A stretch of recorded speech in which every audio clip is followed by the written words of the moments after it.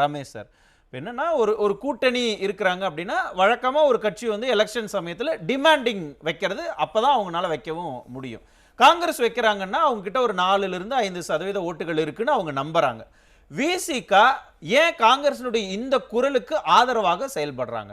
ஒருவேளை கூட்டணி தர்மத்தின் அடிப்படையில் திமுக தானே தலைமை வைக்குது. அப்போ திமுகவுடைய ஸ்டாண்டில் தானே அவங்க இருக்கணும். ஏன் காங்கிரஸினுடைய ஸ்டாண்டுக்கு அவங்க போறாங்க? அதான் அவருடைய பேட்டியில் சொல்லியிருக்காரு. நான் அதுக்கு முன்னாடி ஒன்று சொல்லிடுறேன். சொல்லுங்க. எரியிற தீயில எண்ணெயை ஊற்றுற மாதிரி ஓகே அண்ணன் திருமாவளவன் அவருடைய பேச்சு இன்றைக்கு இருந்திருக்கிறது. அவர் பேட்டியில் சொல்லியிருக்காரு, நான் 1999 சமுதாய அரசியல் இருந்து தேர்தல் களத்தினுடைய அரசியலுக்கு வந்த பொழுது இதே முழக்கத்தை நாங்கள் வைத்து கொண்டு வந்தோம் என்று சொன்னார். இந்த முழக்கத்தை அன்றைக்கு தமிழ் மாநில காங்கிரஸ் தலைவராக இருந்த மக்கள் தலைவர் மூப்பனார், இந்த தேசத்தின் காங்கிரஸ் முகமாக இருந்தவர், அன்றைக்கு அவரோடு இவர் அரசியல் களத்தில் வந்து தேர்தல் களத்தில் வரக்கூடாது அந்த முழக்கம் வச்சாங்க. ஆட்சியில் பங்கு, அதிகாரத்தில் பங்கு என்ற முழக்கத்தை வச்சாங்க. அவர் தொடர்ந்து வச்சுக்கிட்டு வந்திருக்கார். அதை தான் இன்றைக்கு காங்கிரஸ் எடுத்திருக்கிறது. ஆனால் இவ்வளவு பெரிய சிக்கலுடைய கட்சிகளை தன்வசம் வைத்துக்கொண்டு முதல்வர் அவர்கள் சொல்லுகிறார், எல்லாமே எதிரெதிர் துருவோம், ஆனால் நாங்கள் கொள்கையால் பிணைந்த கூட்டணி, எங்கள் கூட்டணி யாரும் அசைக்க முடியாது, நாங்கள் வந்து எப்படி சொல்றது பலமான கூட்டணி, நாங்கள் உறுதியான கூட்டணி, எஃகு போல கூட்டணி என்று அவர் சொல்லுகிறார். ஆனால் இன்றைக்கு நிதர்சனமான உண்மை, அந்த கூட்டணிக்குள் பல எதிரெதிர் துருவங்களுடைய கட்சிகள் அங்கே இருக்கு. அதைத்தான் இன்றைக்கு விசிக தொடர்ந்து இருக்கிறது. வெளிப்படையாக அந்த கூட்டணிக்குள்ள பிளவோ இல்ல கூட்டணிக்குள்ள சிக்கல்களோ வெளிப்படையா தெரியல. காங்கிரஸ் பேசுறாங்க சார், இதுவே சிக்கல் தானே. நீங்க இப்ப 2 மாத காலமா காங்கிரஸ் வந்து ஒரு மிகப்பெரிய அழுத்தத்தை இன்றைக்கு திமுக கொடுக்குது. வெளிப்படையா நீங்க முதல்வருக்கு மிகப்பெரிய மன அழுத்தத்தை கொடுத்திருக்கிறது. இன்னைக்கு நேத்து தான் ரொம்ப சிரமப்பட்டு செல்வ பெருந்தகை போய் நேத்து முதல் நாள் அவர்கள் கார்கே அவர்களை சந்தித்து விட்டு நேத்து கேசி வேணுகோபால் அவர்கள் வந்தாங்க. இவரே டிரைவர் ஆகி அவர் காரை வச்சு அழைச்சிட்டு, டிரைவர்னு சொல்ல தவறுதலா புரிஞ்சுக்க வேண்டாம், இவரே கார் ஓட்டிட்டு போய் இன்றைக்கு கேசி வேணுகோபால் அவர்களை சமாதானப்படுத்தி அவர் சற்று சமாதானம் அடைந்திருக்கிற சூழ்நிலையில இன்றைக்கு உடனே விசிக அதை கையில் எடுத்துக்கொண்டு அது காங்கிரசின் உரிமை, அவருடைய தார்மீக உரிமை, அதில் தவறில்லை என்று இன்றைக்கு சொல்லுகிறார்கள். நான் இன்றொன்று சொல்லுகிறேன், இதே கூட்டணிக்குள்ள காங்கிரஸ் கட்சி இருக்கின்ற பொழுது ஒரு 2-3 மாதத்துக்கு முன்பாக காங்கிரஸை பலவீனப்படுத்தியது விசிக. அன்றைக்கு திமுக கை கட்டி மௌனமாக இருந்தது. நீங்க ஒரு தேசிய கட்சி, இந்த தேசியத்தை ஆண்ட கட்சி, ஆனால் நீங்க எங்களுடைய வாக்கு சதவீதத்துக்கு கீழே காங்கிரஸ் இருக்குன்று அன்றைக்கு வன்னியரசு அவர்கள் பேசினார். அதை அங்க உள்ளவங்களை ஆமோதிச்சாங்க. நீங்க காங்கிரஸை திமுக பலவீனப்படுத்தினதை விட விசிக அதிகமா பலவீனப்படுத்துச்சு. அதையும் பொறுத்து கொண்டு அங்கே காங்கிரஸ்காரர்கள் இருந்தாங்க. ஏன் இன்னைக்கு இவருக்கு எதிர்க்க அதற்காக வருகிறாருன்னு சொன்னா எனக்கு என்ன இந்த இடத்துல சந்தேகம்னா, இதுக்கு கொஞ்ச நாளைக்கு முன்னாடி நீங்க சொன்ன அதே இஷ்யூல காங்கிரஸுக்கும் விசிகாவுக்கும் தான் மிகப்பெரிய முட்டல் மோதல்லாம் இருந்தது. அவங்க அந்த வன்னியரசும் அவங்க பேசினாரு, இந்த பக்கம் திருச்சி வேலுசாமி பேசினாரு, மாணிக்கம் தாகூர் பேசினாரு, மாத்தி சண்டை போட்டுக்கிட்டாங்கல்ல. வித்தின் ஒரு 2-3 மந்த்ஸுக்குள்ளாக நீங்க வந்து காங்கிரஸினுடைய இந்த நிலைப்பாட்டுக்கு ஆதரவு தெரிவிக்கிறீங்கன்னா அப்ப இது காங்கிரஸுக்கு ஆதரவுன்னு பார்க்கணுமா, இல்ல திமுகவுக்கு இவங்க கொடுக்கிற பிரஷரா, இல்ல திமுகவுக்கு இவங்க கொடுக்கிற மிரட்டலா, இல்ல திமுகவை இந்த சமயத்துல பழி வாங்கணும் அப்படிங்கிற வெஞ்சன்ஸா? அதாவது காங்கிரஸுக்கு அவங்க முழுமையா ஆதரவு தருவாங்கன்றது சொல்ல முடியாது. ஓகே, ஏனென்றால் இது கடந்த முறை நடந்து போச்சு. நீங்க காங்கிரஸுக்கு விசிக மிகப்பெரிய அழுத்தத்தை கொடுத்து போச்சு, மன உளைச்சலை கொடுத்துட்டாங்க. இன்னைக்கு தேர்தல் காலகட்டம், இன்றைக்கு திமுகவுக்கு டிமாண்ட் பண்றதுக்கு ஓகே நீங்க பழி தீர்த்துக்கிறாங்க. காங்கிரஸை விட இரட்டை இலக்கத்துல நாங்க சீட்டு வாங்குவோம். யாரு சொன்னது? விசிக. நாங்க தான் தமிழகத்துல 3வது கட்சி என்று சொன்னது விசிக. ஆகவே இப்ப வந்து சற்று கொஞ்சம் நேத்து வந்து கொஞ்சம் முடிய போற தருணம். 2 மாத காலம் போராட்டம்.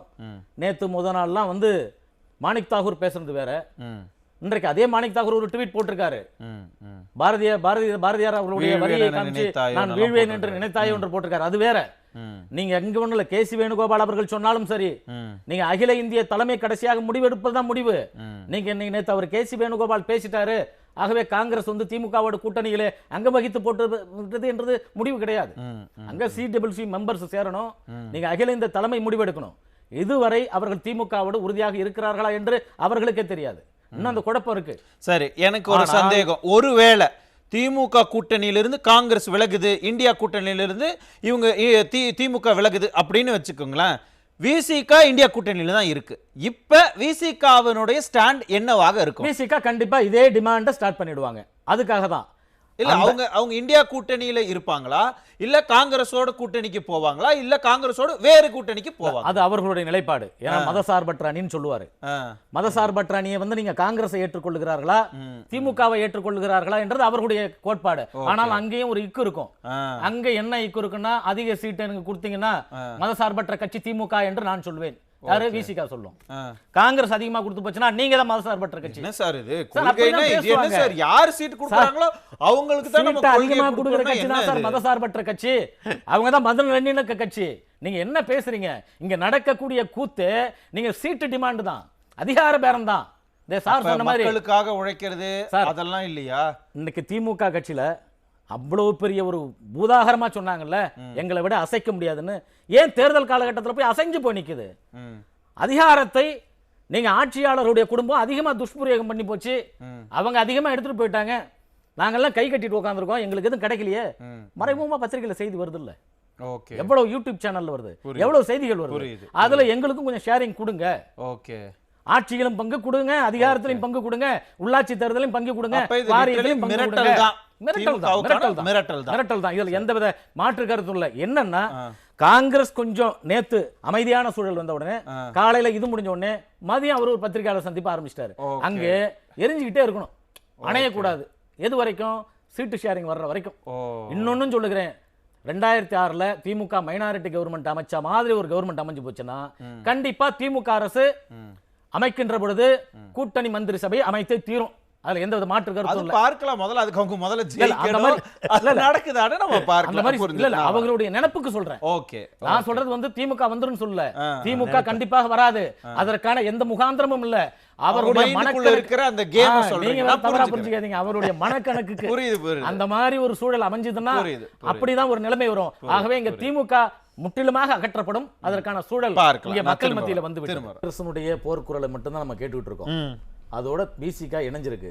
22ஆம் தேதி குழு அமைச்ச பிறகு பாருங்களேன் எத்தனை போர்க்குரல் வரப்போகுதுன்னு. கம்யூனிஸ்ட் ஒரு பக்கம் போர்க்குரல் கொடுக்கும், மதிமுக ஒரு பக்கம் கொடுக்கும், மனிதநேய மக்கள் கட்சி ஒரு பக்கம் கொடுக்கும். மிகப்பெரிய அழுத்தத்தை திமுக இந்த கூட்டணி பேரத்தில் சந்திக்க போகுது. இதுதான் அவர்களுக்கு மிகப்பெரிய வீழ்ச்சி. நீங்க ஏற்கனவே சட்டம் ஒழுங்கு பிரச்சனை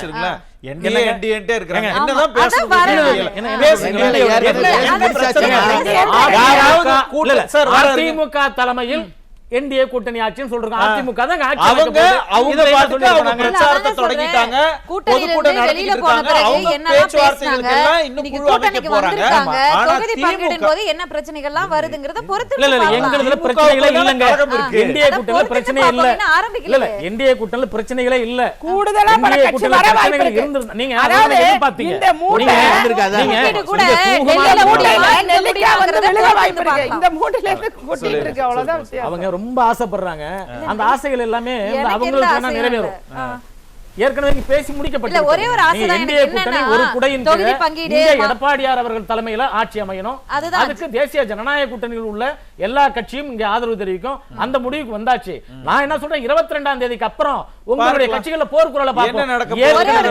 ஏற்கனவே நீங்க வந்து சட்டம் ஒழுங்கு சீர்கேட்டால், விலைவாசி உயர்வால் ஏற்கனவே அவங்க வந்து எதிர்மறை வாக்குகளால் இன்னைக்கு திமுக பாதிச்சிருக்கு. இன்னும் இந்த கூட்டணி கட்சிகளால் மீண்டும் 22ஆம் தேதிக்கு பிறகு டாடா கார்டுக்கு இன்னும் பல கட்சிகள் ரெடி ஆயிட்டாங்க. பொறுத்திருந்து பார்க்கலாம் என்னதான் நடக்க போகுது அப்படிங்கறத.